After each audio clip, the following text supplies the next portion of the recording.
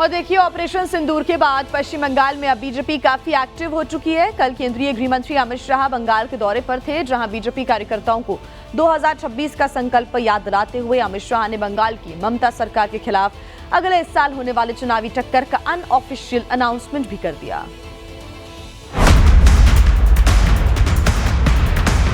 दीदी, हिम्मत हो तो हिंसा के बगैर, रेगिंग के बगैर चुनाव कराकर देखो।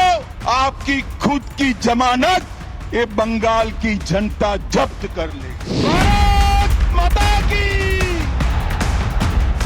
पूरा देश चाहता है कि यहां देशभक्तों की सरकार बने, तुष्टीकरण वालों की सरकार न बने। बंगाल में भाजपा सरकार बनानी है या नहीं बनानी है? घुसपैठ रोकनी है या नहीं रोकनी है? जय जय श्री राम।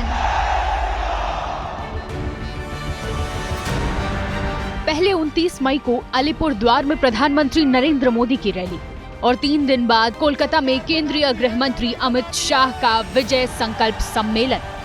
ऑपरेशन सिंदूर की सफलता के बाद हफ्ते भर में बीजेपी के 2 सबसे बड़े चेहरों के इन दौरों ने 2026 में होने वाले विधानसभा चुनाव से कई महीने पहले ही पश्चिम बंगाल का पॉलिटिकल पारा बढ़ा दिया है।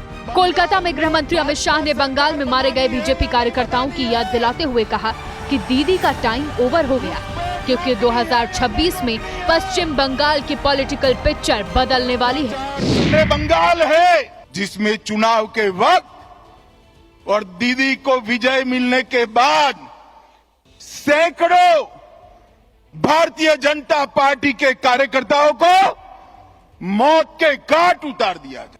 दीदी, कब तक बचाओगी उनको? मेरी बात सुन लो, आपका समय अब समाप्त हो गया है। 26 में भारतीय जनता पार्टी की सरकार बनने वाली है। अमित शाह ने ममता बनर्जी सरकार पर पश्चिम बंगाल में अल्पसंख्यक तुष्टीकरण को बढ़ावा देने का आरोप लगाते हुए कहा कि दीदी ने सोनार बंगाल का सपना बर्बाद कर दिया। केंद्रीय गृह मंत्री ने कहा कि राज्य में ममता बनर्जी के आशीर्वाद से बांग्लादेशी घुसपैठ बढ़ते जा रहे हैं। मुर्शिदाबाद, बंगाल समेत कई हिस्सों में हुए दंगे राज्य सरकार प्रायोजित थे और अगर बंगाल में हिंसा के बिना चुनाव हो तो टीएमसी की जमानत जब्त हो जाएगी। ऑपरेशन सिंदूर के बाद पीएम मोदी के बंगाल दौरे पर ममता बनर्जी के बयानों पर सवाल उठाते हुए गृह मंत्री अमित शाह ने कहा कि ममता बनर्जी ने ऑपरेशन सिंदूर का विरोध किया। मोदी जी ऑपरेशन सिंदूर कर यहाँ आए तो एक घटिया सा राजनीतिक बयान देकर ऑपरेशन सिंदूर का विरोध किया।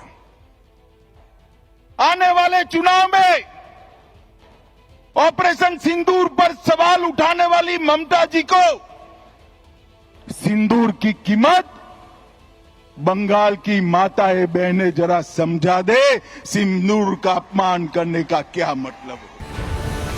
दरअसल 29 मई को अलीपुरद्वार में हुई रैली के दौरान प्रधानमंत्री नरेंद्र मोदी ने ममता सरकार पर हमला बोलते हुए एक नारा दिया था, बंगाल में मची चीख पुकार, नहीं चाहिए निर्मम सरकार। जिसके बाद ममता बनर्जी ने पीएम मोदी और बीजेपी को बंगाल में तुरंत चुनाव कराने की चुनौती दे दी थी।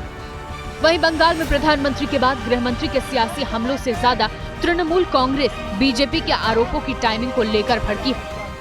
When our National General Secretary is abroad on MPs delegations, speaking strongly for the government of India, defending the government of India, speaking against Pakistan-based terrorism, at this time, the Home Minister, none other than the Home Minister, comes to Bengal and acts like a BJP कार्यकर्ता।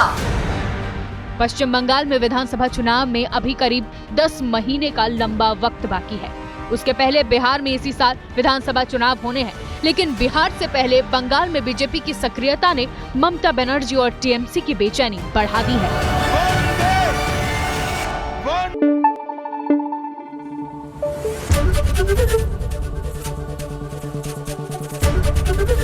ABP news आपको रखे आगे।